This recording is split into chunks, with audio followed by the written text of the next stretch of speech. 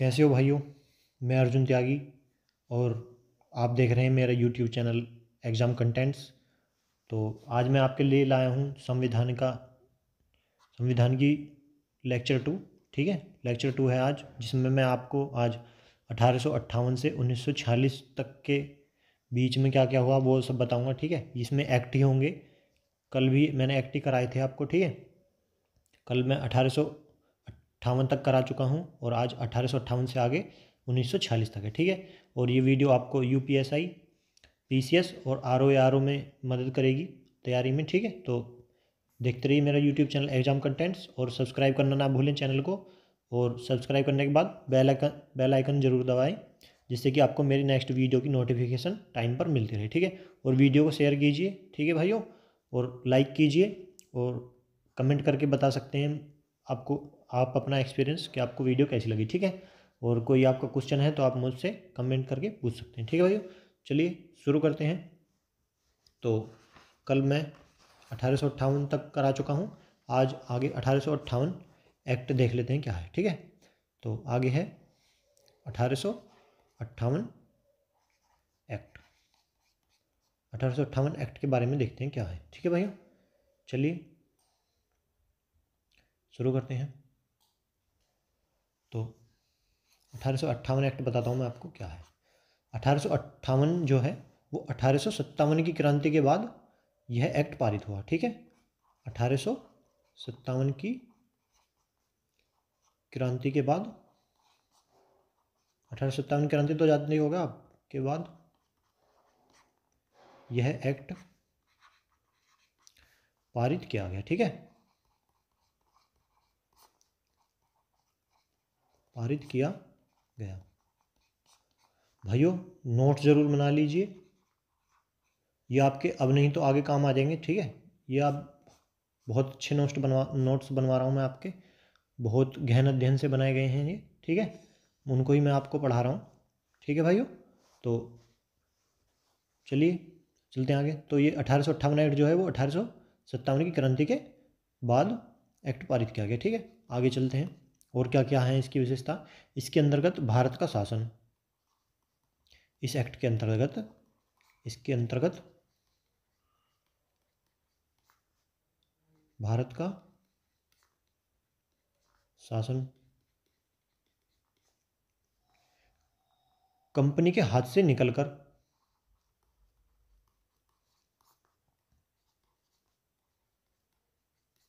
Company के हाथ से निकलकर ब्रिटिश ताज क्राउन के हाथ में चला गया। जो ब्रिटिश ताज मतलब क्राउन कहते हैं उनको, ब्रिटिश क्राउन के हाथ में चला गया, चाहे ऐसे कह लीजिए। ठीक है, तो किसके हाथ में चला गया? ब्रिटिश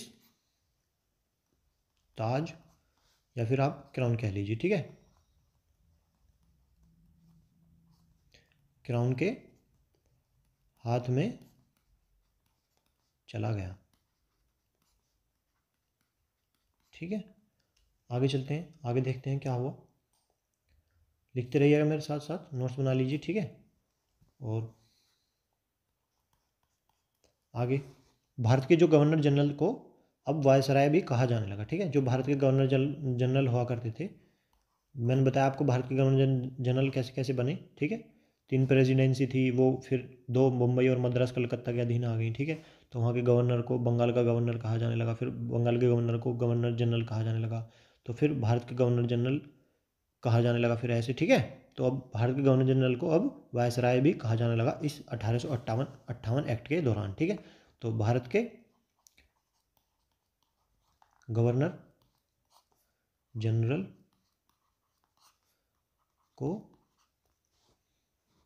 अब, मतलब 1858 के एक्ट के बाद अब वायसराय भी कहा जाने लगा। ठीक है भाइयों, आगे चलते हैं। भारत का जो अब प्रथम वायसराय हुआ वो कौन बना? जो भारत का प्रथम, जब वायसराय कहा जाने लगा इस एक्ट के बाद, तो भारत का प्रथम वायसराय कौन होगा? भारत का प्रथम वायसराय वो कौन हुआ?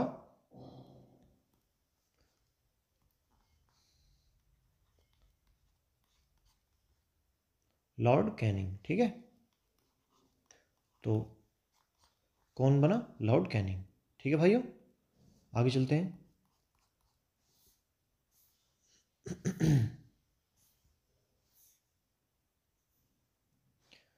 आगे भारत सचिव के पद का सृजन किया गया। ठीक है, जो भारत के सचिव का पद था, भारत सचिव के पद का सृजन किया गया। ठीक है, भारत सचिव के पद का सृजन किया गया। एक भारत सचिव की सहायता के लिए 15 सदस्य होंगे। ठीक है, जो एक भारत का वो होगा सचिव। ठीक है, एक भारत सचिव के लिए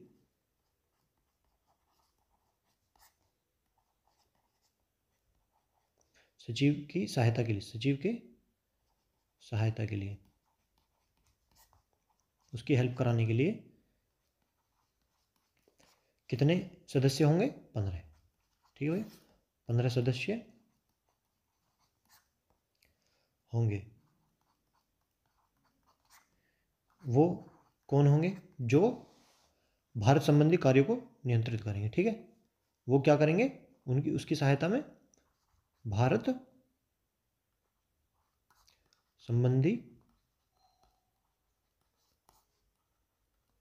कार्यों को नियंत्रित करेंगे। ठीक है,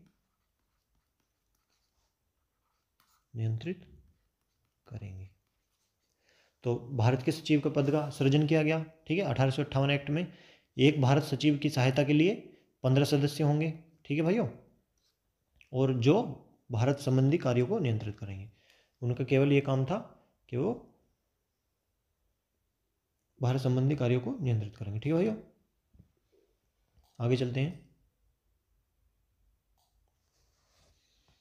आगे ये खत्म हुआ। ठीक है, 1858 एक्ट, इसमें इतना ही था।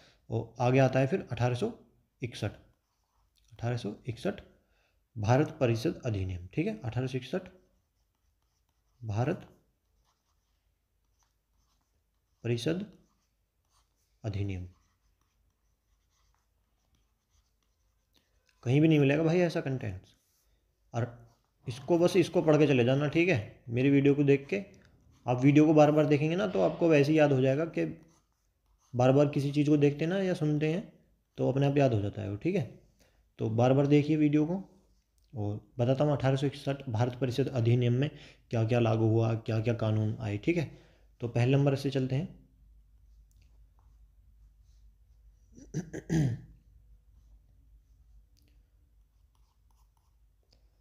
लॉर्ड कैनिंग जो थे, जो प्रथम वायसराय बने, ने विभागीय प्रणाली शुरू की। ठीक है, लॉर्ड कैनिंग ने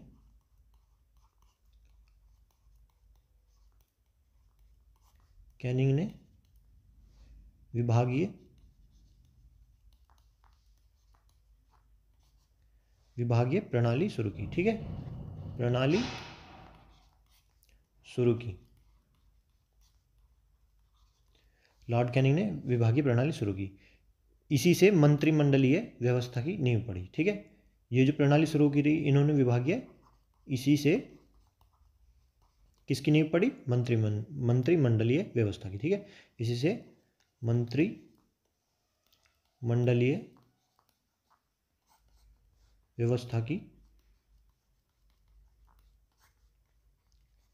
नींव पड़ी। ठीक है, तो लॉर्ड कैनिंग जो प्रथम वायसराय बने थे भारत के 1858 एक्ट के दौरान, उन्होंने 1861 भारत परिषद अधिनियम में विभागीय प्रणाली शुरू की। ठीक है, और इसी से मंत्रिमंडलीय व्यवस्था की नींव पड़ी। ठीक है भाइयों, आगे चलते हैं। वायसराय को अध्यादेश जारी करने का शक्ति मिली। ठीक है, जो वायसराय था, कौन थे वायसराय? Lord Canning. ठीक है, तो वायसराय को अध्यादेश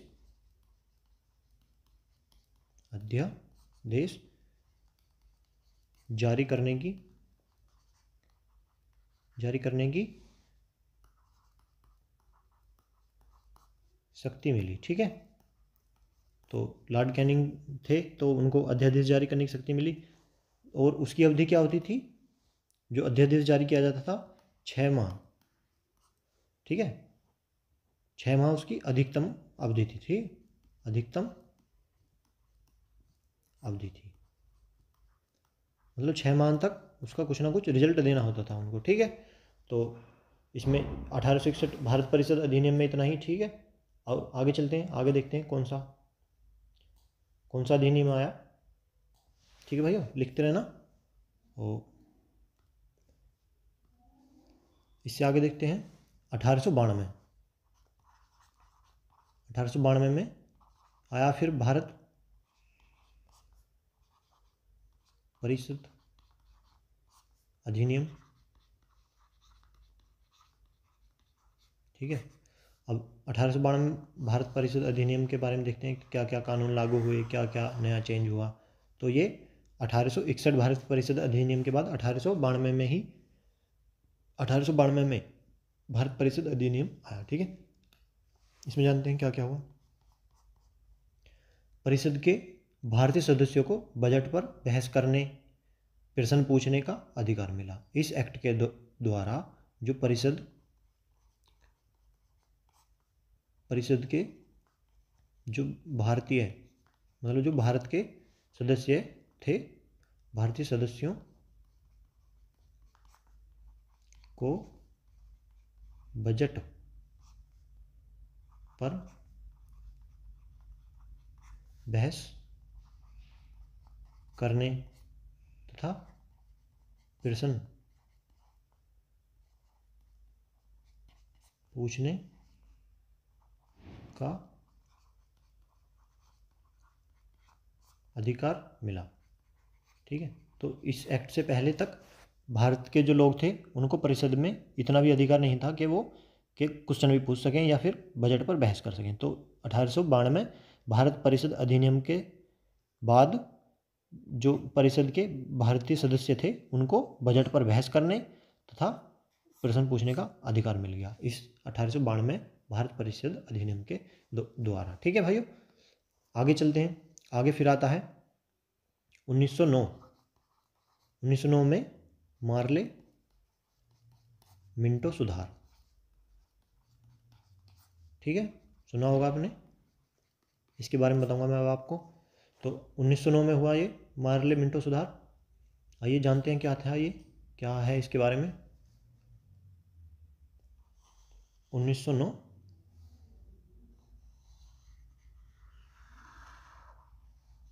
मार्ले मिंटो सुधार। ठीक है,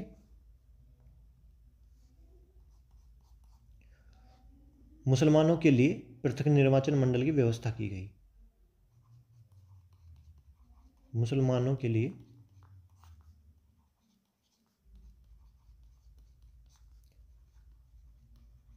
पृथक निर्वाचन मतलब अलग से उनका चुनाव होगा। ठीक है, पृथक निर्वाचन मंडल की व्यवस्था की गई।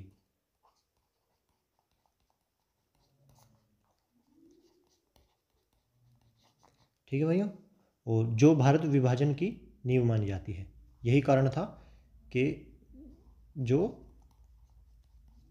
भारत विभाजन की नींव मानी जाती है। ठीक है, तो मार्ले मिंटो सुधार ने 1909 में क्या कराया कि मुसलमानों के लिए पृथक निर्वाचन मंडल का वो कर दिया, व्यवस्था कर दी। ठीक है, तो इसके कारण ही भारत विभाजन हुआ, ऐसा माना जाता है कि ये नींव थी, मतलब जड़ यही थी कि उनका पृथक निर्वाचन किया गया। ठीक है भाइयों, निर्वाचन मंडल की व्यवस्था की गई, इसे भारत विभाजन की नींव माना जाता है। ठीक है, तो यहाँ से क्वेश्चन बन सकता है। आगे देखते हैं इससे आगे क्या हुआ 1909 मार्ले मिंटो सुधार के बाद में। तो 1909 मार्ले मिंटो सुधार के बाद में 1919 मॉन्टेस्क्यू चेम्सफोर्ड सुधार आया। ठीक है, 1919 मॉन्टेस्क्यू चेम्सफोर्ड चेम्सफोर्ड सुधार, ठीक है। इसके बारे में भी जानते हैं क्या क्या था, क्या हुआ, क्या कानून बने, क्या नया हुआ, ठीक है। तो 1909 मार्लियामेंटो सुधार के बाद 1919 मॉन्टेस्क्यू चेम्सफोर्ड सुधार आया, ठीक है। और इसमें क्या हुआ, भारत में विधानमंडल को द्विसदनात्मक बनाया गया, ठीक है। उस टाइम तक द्विसदनात्मक नहीं था। तो भारत में जो विधानमंडल है,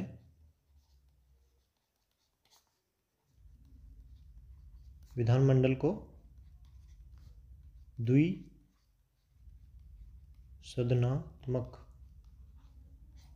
भारत में विधानमंडल को द्विसदनात्मक बनाया गया, ठीक है, बनाया गया। तो किन किन भागों में बटा वो, एक तो निम्न सदन,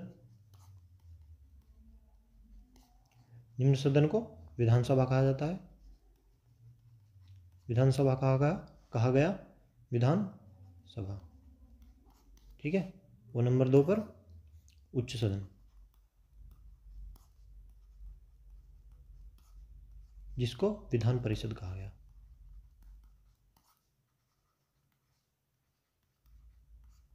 तो देखिए, विधान परिषद उच्च सदन होता है और विधानसभा निम्न सदन होता है, ठीक है। जैसे लोकसभा राज्यसभा में होते हैं, ऐसी विधानसभा विधान परिषद में उच्च सदन और निम्न सदन होते हैं, ठीक है।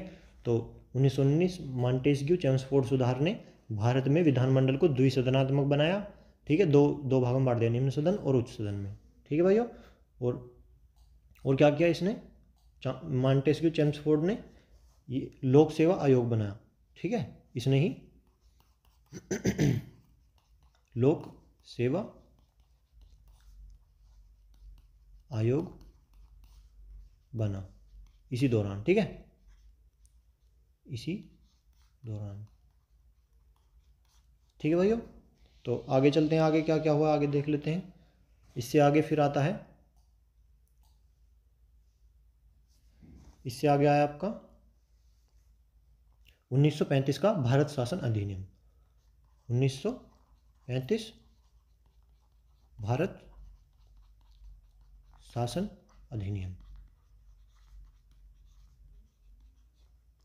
1919 मॉन्टेस्क्यू चेम्सफोर्ड सुधार के बाद 1935 का भारत शासन अधिनियम आया। आइए इसके बारे में भी जानते हैं हम, क्या क्या हुआ, क्या क्या नियम लागू हुए, क्या क्या नया हुआ। तो देख, बर्मा जो था, बर्मा को भारत से अलग कर दिया गया, ठीक है। बर्मा जानते हो आप, म्यांमार में जो है, ठीक है, बर्मा को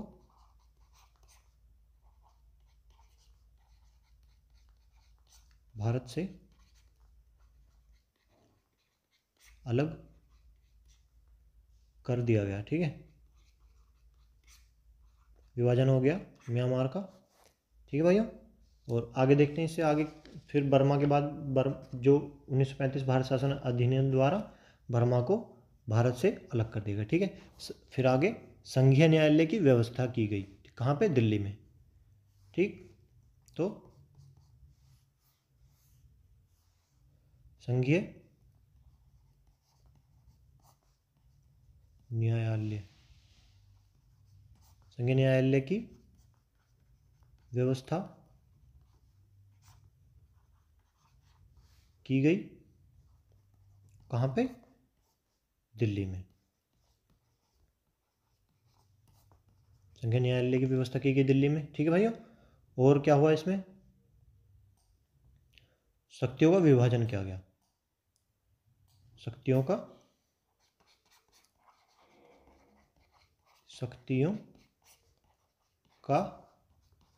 विभाजन किया गया, ठीक है, किया गया, शक्तियों का विभाजन किया गया। आइए देखते हैं उनको किन किन भागों में बांट दिया गया शक्तियों को। तो नंबर 1 पर केंद्र सूची, केंद्र सूची में कितनी शक्ति आती हैं, 59, ठीक है। और नंबर 2 पर किस में बांटा गया, राज्य सूची, राज्य सूची में शक्तियों का विभाजन किया गया। और नंबर 3 पर समवर्ती सूची, ठीक है, 3 भागों में बांटा गया, शक्तियों का विभाजन किया गया, समवर्ती सूची। अब इनमें कितनी कितनी शक्ति आती हैं, ठीक है। तो केंद्र सूची में 59, ठीक है, और राज्य सूची में 54, 54, ठीक है, और समवर्ती सूची में 36 ठीक है भाइयों। आगे देखते हैं आगे क्या हुआ।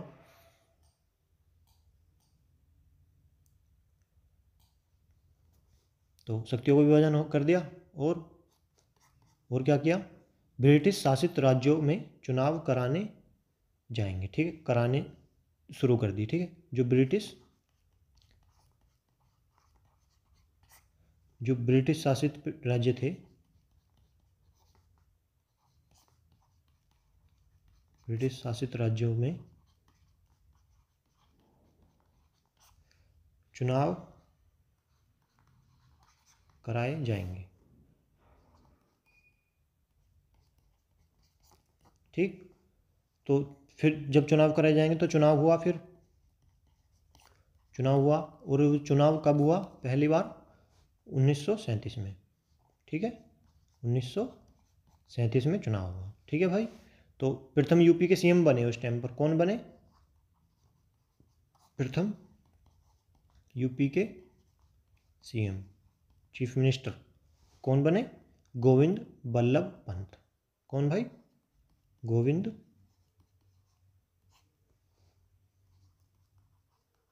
बल्लभ पंत, ठीक है। बच्चों बिल्कुल डिटेल में करा रहा हूँ, ठीक है, कोई नहीं कराएगा ऐसा, देख लियो, चाहे कंपेयर कर लियो वीडियो को, और नोट्स बनाते रहिएगा। फिर कहूँगा एक बार और कि नोट्स बनाइएगा और चैनल को सब्सक्राइब कीजिएगा एग्ज़ाम कंटेंट्स को, और वीडियो को शेयर कीजिए, ठीक है भाइयों। फिर आगे आता है आपका 1942 क्रिप्स मिशन में, ठीक है, 1942 में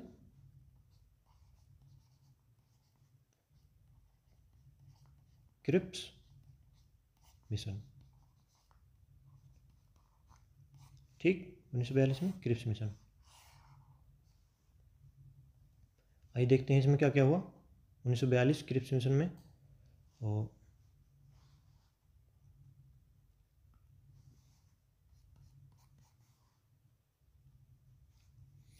युद्ध के बाद एक निर्वाचित निकाय बनाया जाएगा संविधान के निर्माण हेतु, ठीक है। तो 1942 में क्रिप्स मिशन जो है उसने क्या कहा कि जब युद्ध समाप्त हो जाएगा, युद्ध के बाद एक निर्वाचित, मतलब चुनाव करके जो बनाया जाता है, ठीक है, निर्वाचित निकाय बनाया जाएगा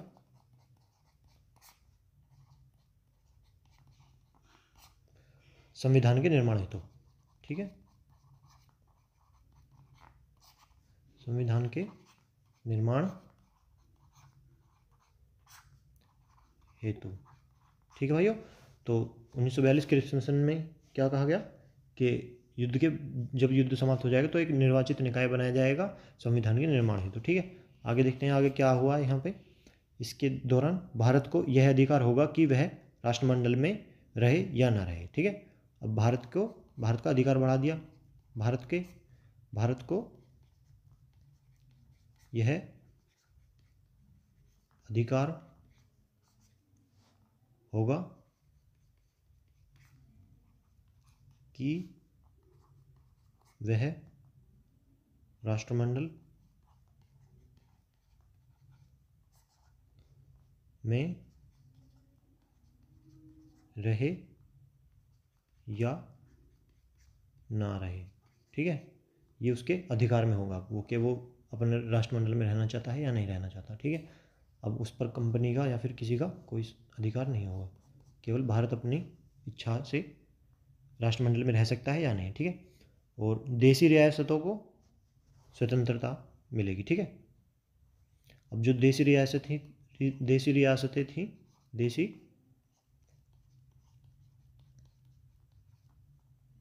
रियासतें स्वतंत्र रहेंगी, ठीक है।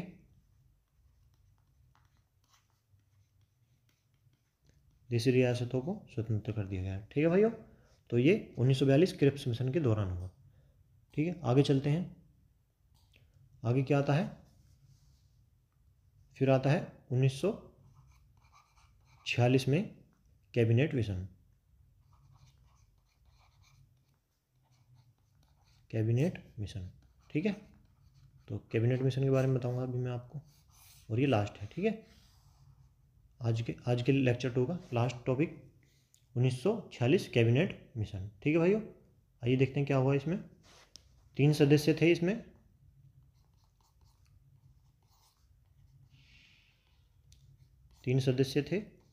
कौन कौन थे? स्टेफर्ड क्रिप्स,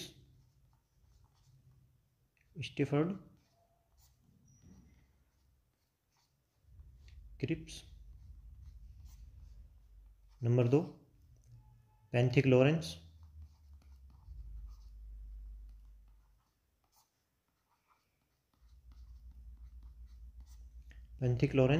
ये 3 सदस्य थे कैबिनेट मिशन में। एक तो स्टेफर्ड क्रिप्स, पेंथिक लॉरेंस और नंबर 3 एवी अलेक्जेंडर, ठीक है।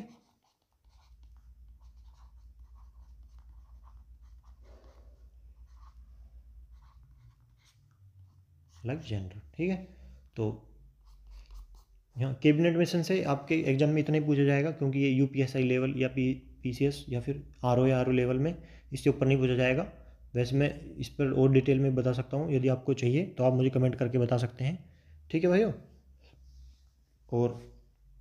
और क्या हुआ यहाँ पे कैबिनेट मिशन में 1946 में, देखते हैं। संविधान सभा का गठन हुआ, ठीक है। संविधान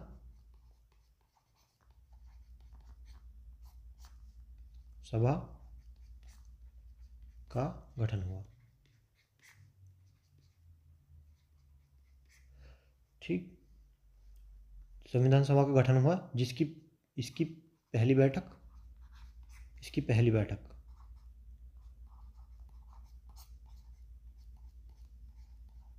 प्रथम बैठक जो हुई वो कब हुई? 9 दिसंबर 1946 को, ठीक है। और उसके अध्यक्ष कौन थे? स्थायी अध्यक्ष सच्चिदानंद सिन्हा,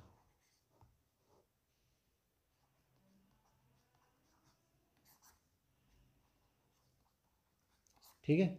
और फिर सेकंड बैठक कब हुई? ये तो प्रथम बैठक थी, सेकंड बैठक हुई फिर, ठीक है। सेकंड बैठक कब हुई? 11 दिसंबर 1946 को ही। और उसके अध्यक्ष कौन बनाए गए फिर? राजेंद्र, ये स्थायी अध्यक्ष थे, राजेंद्र प्रसाद, ये स्थायी अध्यक्ष थे और ये स्थायी अध्यक्ष, ठीक है भाइयों। और आज के लेक्चर में इतना ही, कल आगे से फिर देखेंगे, ठीक है। तो वीडियो समाप्त हुआ, और चैनल को सब्सक्राइब करना ना भूले। यदि आपने अभी तक चैनल को सब्सक्राइब नहीं किया है तो सब्सक्राइब ज़रूर कर दीजिए भाई, ठीक है। और बेल आइकन भी दबा दीजिएगा, जिससे कि आपको मेरी वीडियो की नोटिफिकेशन मिलती रहेगी। और ठीक है भाई, मिलते हैं नेक्स्ट वीडियो में, ठीक है।